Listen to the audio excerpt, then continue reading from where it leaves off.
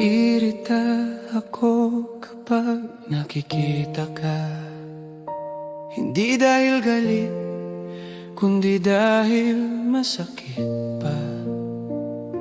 Akala ko okay na ako, tapos na ang lahat. Pero sa isang tingin, bumabalik ang sugat. Akala ko handa na akong mag-isa, akala ko kaya ko nang wala ka. Pero bakit sa maling panahon ikaw pang dumating sa buhay ko? Hindi ka na dapat nandito, hindi ka na dapat mahalaga. Pero sa bawat hakbang ko, ikaw pa rin ang bumabagabag. Naiirita ako kapag nakikita ka, dahil pinapaalala mo ang nasira. Hindi kita galit, pero masakit na parang wala lang sa'yo ang lahat. Bakit ikaw pa ang dumating sa buhay ko? Kung iwan mo rin naman pala ako, mas madali sanang hindi magmahal kaysa ganito,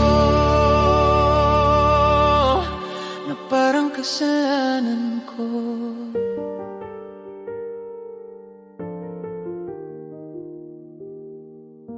Iniwan mo na lang ako bigla, walang paliwanag, walang dahilan.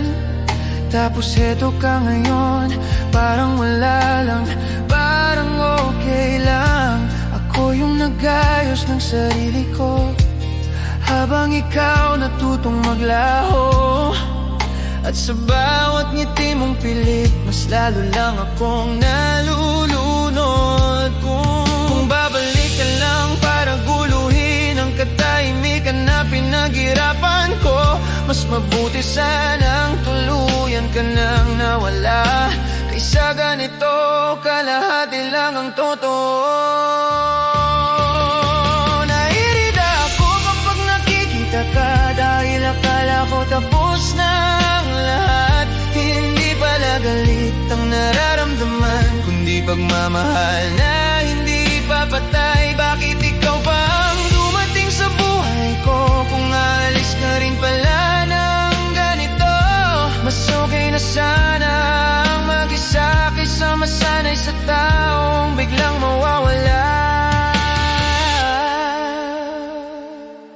May mga taong hindi nananakit sa pananakit, kundi sa pagkawala. At may mga alaala na mas masakit kapag bumabalik. Naiirita ako kapag nakikita ka, dahil naaalala ko kung paano kita minahal. Hindi ko hinihingi ang pagbabalik, gusto ko lang sana ng respeto. Bakit ikaw pa ang dumating sa buhay ko? Kung iwan mo rin naman pala ako, kung alam ko lang ang mangyayari, sana hindi na lang kita nakilala. Kung muli kitang makita, pipiliin kong tumingin sa iba. Hindi dahil galit pa rin ako, kundi dahil mahal pa rin kita.